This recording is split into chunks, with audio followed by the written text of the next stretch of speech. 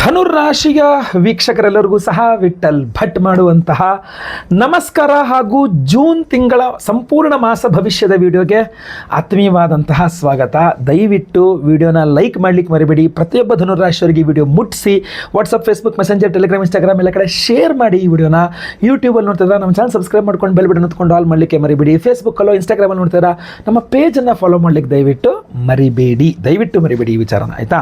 ಪ್ರಶ್ನೆಗಳಿದ್ದರೆ comment ಮಾಡಿ, ನಾನು comment ಸೆಕ್ಷನನ್ನು ಓದ್ತಾ ಇರ್ತಾನೆ ಖಂಡಿತವಾಗಿ. ಧನುರಾಶಿಯವರಿಗೆ ಒಂದು ದುಃಖದ ಸುದ್ದಿ ಅಂತ ಅನಿಸುತ್ತೆ ನಿಮಗೆ, ಬಟ್ ಪೂರ್ಣ ದುಃಖದ ಸುದ್ದಿ ಅಲ್ಲ ಅದು. ಆ್ಯಕ್ಚುಲಿ ಹೇಳಬೇಕು ಅಂತಂದರೆ ಗುರುಬಲ ಮುಕ್ತಾಯ ಆಗುತ್ತೆ ಜೂನ್ 1ನೇ ತಾರೀಕಿಂದನೇ 2ನೇ ತಾರೀಕಿಂದನೇ ನಿಮಗೆ ಗುರುಬಲ ಇರಲ್ಲ, ಮುಗಿತು, ಫಿನಿಶ್ ಗುರುಬಲ. ಬಟ್ ಹಾಗಂತ ತುಂಬ ನೆಗೆಟಿವ್ ಕೂಡ ಅಲ್ಲ ಇದು, ಆಯ್ತಲ್ವಾ? ನೀವು ತುಂಬ ತೀರಾ ನೆಗೆಟಿವ್ ತೊಗೊಳಕ್ಕೆ ಹೋಗ್ಬಿಡಿ. ನಾನು ಸಪ್ರೇಟಾಗಿ ಗುರು ಗೋಚಾರ ಫಲ ಧನುರಾಶಿಯನ್ನು ಮಾಡ್ತೇನೆ, ನಾನು ಅದು ಇನ್ನೊಂದು ವಿಡಿಯೋ ಮಾಡ್ತೇನೆ. ಇನ್ನು ಇವತ್ತು ನಾಳೆ ಅಷ್ಟರಲ್ಲಿ ನಿಮಗೆ ಅದು ಅಪ್ಲೋಡ್ ಕೂಡ ಆಗುತ್ತೆ. ಅದ್ರ ಬಗ್ಗೆ ಟೆನ್ಷನ್ ಮಾಡ್ಕೊಳಕ್ಕೆ ಹೋಗ್ಬಿಡಿ, ಅದ್ರ ಬಗ್ಗೆ ಸಂಪೂರ್ಣವಾಗಿ ತಿಳಿಸ್ತೇನೆ. ಸೊ ಇನ್ನು 8ನೇ ತಾರೀಕು ಕರ್ಕಾಟಕ ರಾಶಿಗೆ ಶುಕ್ರ ಗ್ರಹ ಸಂಚಾರ, 15ನೇ ತಾರೀಕು ಮಿಥುನ ರಾಶಿಗೆ 7ನೇ ಮನೆಗೆ ರವಿ ಸಂಚಾರ, 20ನೇ ತಾರೀಕು ವೃಷಭ ರಾಶಿಗೆ ಕುಜ ಸಂಚಾರ, 22ನೇ ತಾರೀಕು ಕರ್ಕಾಟಕ ರಾಶಿಗೆ ಬುಧ ಗ್ರಹ ಸಂಚಾರ. ಇದು ಗ್ರಹ ಸ್ಥಿತಿಗಳು ಬಹಳ ಮುಖ್ಯವಾಗಿ ನೋಡಿ. ಏನು ಯಾವ ರೀತಿಯಲ್ಲಿ ಈ ತಿಂಗಳಲ್ಲಿ ಆಗಲಿ ನಡೆಯಲಿದೆ ಅನ್ನುವಂಥದ್ದು ನೋಡೋಣ. ಫಸ್ಟ್ ಆಫ್ ಆಲ್ 20ನೇ ತಾರೀಕು ನಂತರ ಜೀವನದಲ್ಲಿ ಅದೃಷ್ಟ ಬರುತ್ತೆ ನಿಮಗೆ. ಅಂದರೆ ಗುರುಬಲ ಮುಗಿದೋದ್ರೂ ಕೂಡ ರವಿ ನಿಮಗೆ ಅದೃಷ್ಟ ಕೊಡ್ತಾನೆ. ಜೂನ್ ತಿಂಗಳು 15ನೇ ತಾರೀಕಿಂದನೇ, ಜೂನ್ ತಿಂಗಳ 15ನೇ ತಾರೀಕಿಂದ ನಿಮಗೆ ಅದೃಷ್ಟ ತುಂಬ ಚೆನ್ನಾಗಿ ಅದೃಷ್ಟ ಸಿಗುತ್ತೆ. ಯಾಕಂದರೆ ರವಿ ಗ್ರಹ ಭಾಗ್ಯಾಧಿಪತಿಯಾಗಿ ಸಪ್ತಮಕ್ಕೆ ಬಂದುಬಿಡ್ತಾನೆ. ಸೊ ಅದರಿಂದಾಗಿ ಜೂನ್ ತಿಂಗಳಲ್ಲಿ ಗುರುಬಲದ ಬಗ್ಗೆ ಪಕ್ಕ ಇಡಿ, ಅದ್ರಿಗೆ ಇನ್ನೊಂದು ಬಗ್ಗೆ ಯೋಚನೆ ಮಾಡೋಣ, ಬಟ್ ಅದಕ್ಕೆ ಬೇರೆ ಪರಿಹಾರ ಮಾಡೋಣ. ಬಟ್ ರವಿ ನಿಮಗೆ ಅದೃಷ್ಟವನ್ನು ಕೊಡ್ತಾನೆ. ಜೊತೆಗೆ ಒಂದು ಅದ್ಭುತವಾದ ಲಕ್ಷ್ಮೀನಾರಾಯಣ ಯೋಗ ಉಂಟಾಗದೆ ಅದು ನಿಮ್ಮ ಆರೋಗ್ಯವನ್ನು ಸರಿ ಮಾಡಿ ಕೊಡ್ತದೆ.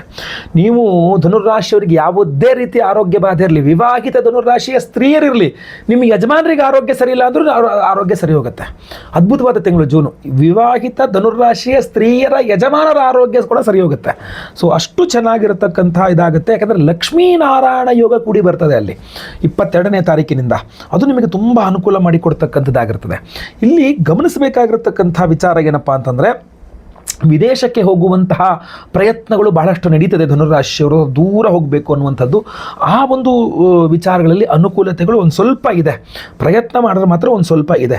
ಕುಜ ನಿಮಗೆ ಅನುಕೂಲ ಮಾಡಿಕೊಡ್ತಾನೆ. ಬಟ್ ಮಕ್ಕಳಿಲ್ಲದವರಿಗೆ ಮಕ್ಕಳಾಗೋ ವಿಚಾರದ ಅನುಕೂಲ ಆಗುತ್ತೆ. ಮಕ್ಕಳು ಆಲ್ರೆಡಿ ಇರ್ತಕ್ಕಂಥ ಧನುರಾಶಿಯವರು ಮಕ್ಕಳ ಜೊತೆ ಜಗಳ ಮಾಡಿಬಿಡ್ತೀರಾ. ಸೊ ಚಿಕ್ಕ ಮಕ್ಕಳನ್ನ ಜಗಳ ಮಾಡೋದು, ಮಕ್ಕಳನ್ನ ಹೊಡೆಯೋದು ಅಥವಾ ಬೈಯೋದು, ಅಥವಾ ಮಕ್ಕಳಿಗೇನೋ ಮನಸ್ಸಿಗೆ ಬೇಜಾರು ಮಾಡ್ತೀರಾ ನೀವು. ಅದು ಮೊದಲ ವಾರ ಅದನ್ನು ಮಾಡ್ತೀರಾ. 20ನೇ ತಾರೀಕು ತನಕ ಹಂಗೆ ಮಾಡ್ತೀರಾ ನೀವು. 20ನೇ ತಾರೀಕು ನಂತರ ನಿಮ್ಮ ಮಕ್ಕಳ ವಿಚಾರದಲ್ಲಿ ಅನುಕೂಲ ಇದೆ, ಅವರು ಅರ್ಥ ಮಾಡ್ಕೊಳ್ತಾರೆ, ನೀವು ಅರ್ಥ ಮಾಡ್ಕೊಳ್ತೀರಾ. ಬಟ್ ಮಕ್ಕಳ ಜೊತೆಗೆ ತುಂಬ ಕಿರಿಕಿರಿ ಮಾಡ್ತೀರಾ ನೀವು, ಮಕ್ಕಳನ್ನೇನೋ ಬೇಸರ ಮಾಡ್ತೀರಾ ನೀವು, ಸ್ಪಷ್ಟವಾಗಿ ಕಂಡು ಬರ್ತಾ ಇದೆ ನನಗೆ. ಇನ್ನು ಪಿತ್ರಾರ್ಜಿತ ಆಸ್ತಿ ವಿಚಾರದಲ್ಲಿ ತುಂಬ ಅನುಕೂಲವಾಗಲಿದೆ. ಇದನ್ನು ಮಿಸ್ ಮಾಡ್ಕೊಳ್ಳೋಕೆ ಹೋಗ್ಬಿಡಿ. ಧನುರಾಶಿಯವರು ಪಿತ್ರಾರ್ಜಿತ ಆಸ್ತಿ ವಿಚಾರದಲ್ಲಿ ಅನುಕೂಲ ಆಗಬೇಕು ಅಂದರೆ ಖಂಡಿತ ಅನುಕೂಲ ಆಗುತ್ತೆ. ಆಮೇಲೆ ತಂದೆಯಿಂದ ನಿಮಗೆ ಸಹಾಯ ಸಿಗಬೇಕು, ಅಥವಾ ನಿಮ್ಮಿಂದ ನಿಮ್ಮ ತಂದೆಯವರಿಗೇನೋ ಅನುಕೂಲ ಆಗಬೇಕು, ಅದೆಲ್ಲದೂ ಸಾಧ್ಯತೆಗಳಿದೆ. ವಿವಾಹಿತ ಧನುರಾಶಿಯ ಸ್ತ್ರೀಯರಿಗೆ ತವರು ಮನೆಯಿಂದಲೂ ಎಲ್ಲೋ ಒಂದು ಪಾಯಿಂಟ್ ಸ್ವಲ್ಪ ಅನುಕೂಲದ ವಿಚಾರಗಳು ಕಂಡು ಬರ್ತಾ ಇದೆ. ಅದನ್ನು ನೀವು ಹೇಗೆ ಬಳಸ್ಕೊಳ್ತೀರಾ ಅನ್ನುವಂಥದ್ದು ಕೂಡ ಬಹಳ ಇಂಪಾರ್ಟೆಂಟ್ ಇದರಲ್ಲಿ.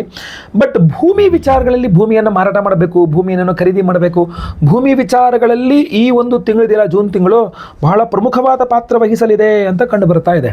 ಆದರೆ ಅಣ್ಣ, ತಮ್ಮ, ಅಕ್ಕ, ತಂಗಿ ಅವರ ಜೊತೆಗೆ ಸ್ವಲ್ಪ ವಾಗ್ವಾದಗಳು ಆಗಿ, ಅವರು ನಿಮ್ಮ ಮೇಲೆ ಕೇಸ್ ಹಾಕೋದು, ನೀವು ಅವ್ರ ಮೇಲೆ ಕೇಸ್ ಹಾಕೋದು, ಆಸ್ತಿಗೋಸ್ಕರ ಇದೆಲ್ಲ ಆಗಬಹುದು. ಬಟ್ ಪಿತ್ರಾರ್ಜಿತ ಆಸ್ತಿ ನಿಮಗೆ ಪಾಸಿಟಿವ್ ಇದೆ. ಅದರಿಂದ ಕೋರ್ಟ್ ಹೇಳ್ಕೊಳ್ಳೋಕೆ ಹೋಗಬೇಡಿ. ಕೂತ್ಕೊಂಡು ಮಾತಾಡಿಕೊಂಡು ಪರಿಹಾರ ಮಾಡ್ಕೊಳ್ತಕ್ಕಂಥದ್ದು ಬುದ್ಧಿವಂತಿಕೆಯ ಲಕ್ಷಣ ಆಗಿರ್ತದೆ, ಆಯ್ತಲ್ವ? ಅದು ಬಹಳ ಬುದ್ಧಿವಂತಿಕೆಯ ಲಕ್ಷಣ ಆಗಿರ್ತದೆ. ಬಿಸ್ನೆಸ್ ಮಾಡ್ತಕ್ಕಂಥ ಧನುರಾಶಿಯವರಿಗೆ ಒಳ್ಳೆಯ ಲಾಭ ಕಾಣ್ ಬರ್ತಾ ಇದೆ. ಆದರೆ ನಿಮಗೆ ಅಲ್ಲಿಗೆ ಹೋಗಿ ಕುಳಿತುಕೊಂಡು ವ್ಯವಹಾರ ಮಾಡಲಿಕ್ಕೆ ಮನ್ಸು ಬರಲ್ಲ. ದೃಷ್ಟಿ ಆಗೋ ಏನೋ ಆಗೋ ಬಿಸ್ನೆಸ್ ಇದೆ, ನೀವೇ ಮನ್ಸು ಮಾಡ್ತಾ ಇಲ್ಲ, ನೀವೇ ಓಡಾಡ್ತಾ ಇಲ್ಲ, ನೀವೇ ಅಂಗಡಿಗೆ ಹೋಗ್ತಾ ಇಲ್ಲ, ನೀವೇ ಫ್ಯಾಕ್ಟ್ರಿಗೆ ಹೋಗ್ತಾ ಇಲ್ಲ, ನೀವೇ ಹೊರಗೆ ಹೋಗ್ತಾ ಇಲ್ಲ ಅಂತ ತಪ್ಪು ನಿಮ್ಮಲ್ಲೇ ಇರ್ತದೆ ಅಂತ ಕಂಡು ಬರ್ತಾ ಇದೆ. ತಪ್ಪು ನಿಮ್ಮಲ್ಲೇ ಇರ್ತದೆ. ಉದ್ಯೋಗದ ವಿಚಾರ ಬಂದಾಗೂ ಸಹ ಅದೃಷ್ಟವಶಾತ್ ಒಂದು ಪ್ರಮೋಷನ್ ಸಿಕ್ತು, ಅದೃಷ್ಟವಶಾತ್ ಒಳ್ಳೆ ಜಾಬ್ ಸಿಕ್ತು, ಅದೃಷ್ಟವಶಾತ್ ಒಂದು ಸ್ಯಾಲ್ರಿ ಹೇಗೆ ಸಿಕ್ತು, ಈ ಥರ. ಸ್ಯಾಲ್ರಿ ಹೇಗೆ ಸ್ವಲ್ಪ ಕಷ್ಟ ಇದೆ, ಬಟ್ ಪ್ರಮೋಷನ್ ಅಂತೂ ಸ್ವಲ್ಪ ಚೆನ್ನಾಗಿದೆ. ಪ್ರಮೋಷನಿಂದ ಆಗಿ ಸ್ಯಾಲ್ರಿ ಹೇಗೆ ಆಗಿಬಿಟ್ರೆ ಗುಡ್, ಏನೋ ಒಂದು ಬೈ ಒನ್ ಗೆಟ್ ಒನ್ ಥರ ಆಗೋಯಿತು ಅನ್ನೋ ರೀತಿಯಲ್ಲಿ ಆಗೋಗುತ್ತೆ. ಸೊ ಅದ್ರ ಬಗ್ಗೆ ಏನೂ ತೊಂದರೆ ಇಲ್ಲ, ಆಯ್ತಲ್ವಾ?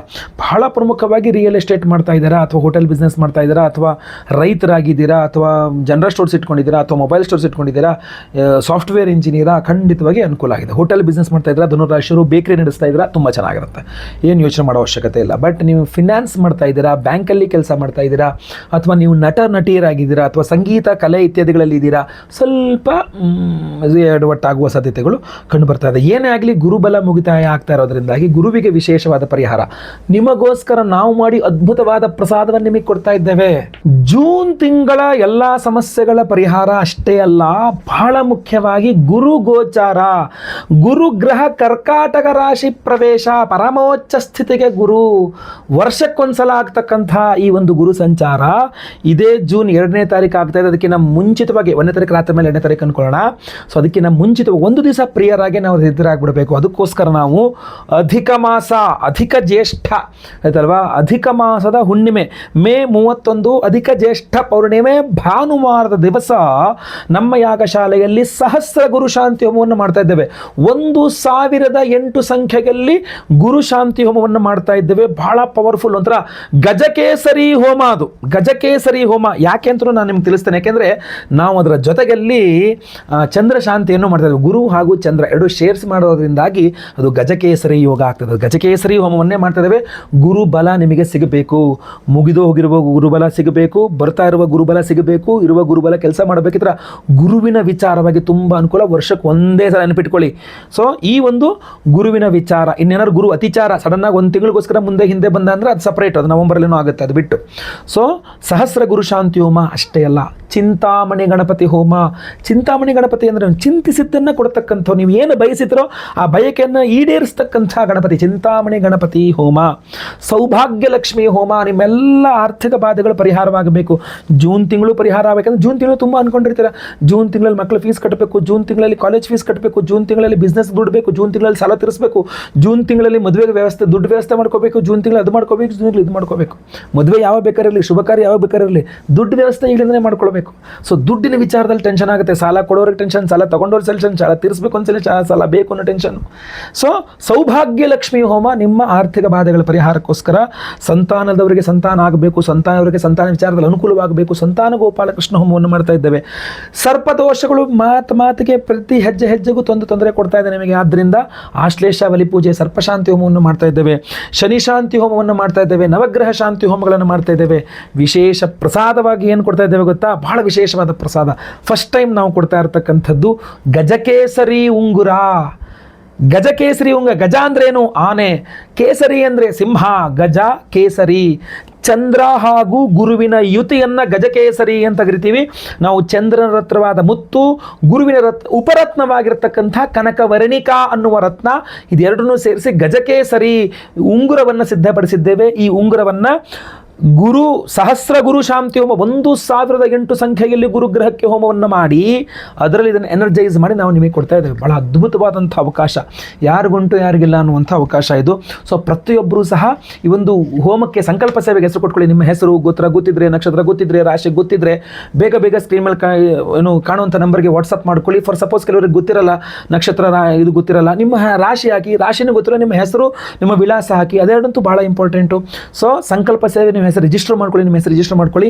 ನಾವು ಕೊಡುವಂತಹ ಈ ಗಜಕೇಸರಿ ಉಂಗುರವನ್ನು ಬಲಗೈ ಕಿರುಬೆರಳಲ್ಲಾಗ್ರಿ, ಬಲಗೈ ತೋರ್ಬೆರಳಲ್ಲಾಗ್ರಿ ನೀವು ಧಾರಣೆ ಮಾಡಿಕೊಳ್ಳಬಹುದಾಗಿರ್ತದೆ.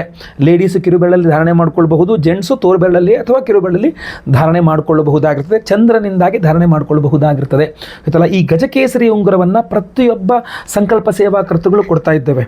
ಸೊ ಗುರುವಿಗೆ ಚಂದ್ರನಿಗೆ ಹೋಮವನ್ನು ಮಾಡಿ, ಗಜಕೇಸರಿ ಹೋಮ, ಸಹಸ್ರ ಗುರು ಶಾಂತಿ ಹೋಮವನ್ನು ಮಾಡಿ ಅದರಲ್ಲಿ ವಿಶೇಷವಾದಂತಹ ಗಜಕೇಸರಿ ಉಂಗುರವನ್ನು ಎನರ್ಜೈಸ್ ಮಾಡಿ ನಿಮಗೆ ಕೊಡ್ತಾ ಇದ್ದೇವೆ. ದಯವಿಟ್ಟು ಸಂಕಲ್ಪ ಸೇವೆಗೆ ಹೆಸರು ಕೊಡ್ಲಿಕ್ಕೆ ಮರಿಬೇಡಿ. ಅವತ್ತಿನ ದಿವಸ ಮೇ 31ನೇ ತಾರೀಕು ಬೆಳಗ್ಗೆ ಲೈವಲ್ಲಿ ನಿಮ್ಮ ಹೆಸರು ಸಂಕಲ್ಪ ಆಗುತ್ತೆ. ಎಲ್ಲ ಹೋಮಗಳು ನೀವು ಲೈವಲ್ಲಿ ನೋಡ್ತೀರಾ. ಸಹಸ್ರ ಗುರು ಶಾಂತಿ ಹೋಮ, ಚಿಂತಾಮಣಿ ಗಣಪತಿ ಹೋಮ, ಸೌಭಾಗ್ಯ ಲಕ್ಷ್ಮಿ ಹೋಮ, ಸಂತಾನ ಗೋಪಾಲ ಕೃಷ್ಣ ಹೋಮ, ಆಶ್ಲೇಷ ಬಲಿ ಪೂಜೆ, ಸರ್ಪಶಾಂತಿ ಹೋಮ, ಶನಿ ಶಾಂತಿ ಹೋಮ, ನವಗ್ರಹ ಶಾಂತಿ ಹೋಮ ಎಲ್ಲ ಲೈವಲ್ಲಿ ನೋಡ್ತೀರಾ. ಹಾಗೂ ಎಲ್ಲ ಹೋಮಗಳ ಭಸ್ಮ, ಆಮೇಲೆ ನಾಗಾರಾಧನೆ, ಹರ್ಷ ಪ್ರಸಾದ ಜೊತೆಗೆ ಈ ವಿಶೇಷವಾದ ಗಜಕೇಸರಿ ಉಂಗುರ, ಇದೆಲ್ಲದನ್ನು ನಾವು ನಿಮಗೆ ಒಂದು 2-3 ದಿವಸಗಳಲ್ಲೇ ಸ್ಪೀಡ್ ಪೋಸ್ಟಲ್ಲಿ ಕಳಿಸುವ ಎಲ್ಲ ವ್ಯವಸ್ಥೆಯನ್ನು ಮಾಡ್ತೇವೆ. ಈಗ ಭಾನುವಾರ ಹೋಮ ಆಯಿತು ಅಂದರೆ ಸೋಮವಾರ ಒಂದು ದಿವಸ ನಮಗೆ ಪ್ಯಾಕಿಂಗಿಗೆ ಬೇಕಾಗುತ್ತೆ, ಸೋಮವಾರ ಮಂಗಳವಾರ ಒಂದು 2-3 ದಿವಸ ಬೇಕಾಗುತ್ತೆ ಪ್ಯಾಕಿಂಗಿಗೆ ಮಾಡಿಕೊಂಡು ಇನ್ನೂ ಮುಂಚಿತವಾಗಿ ಕಳಿಸ್ತೇವೆ. ಫಾರ್ ಸಪೋಸ್ ಹೇಳೋಕ್ಕಾಗಲ್ಲ, ಒಂದು 2-3 ದಿವಸ ಆದರೆ ಆಗಬಹುದು, ಬಟ್ ನಿಮಗೆಲ್ಲರಿಗೂ ಸಹ ಕಳಿಸ್ಕೊಡ್ತೇವೆ.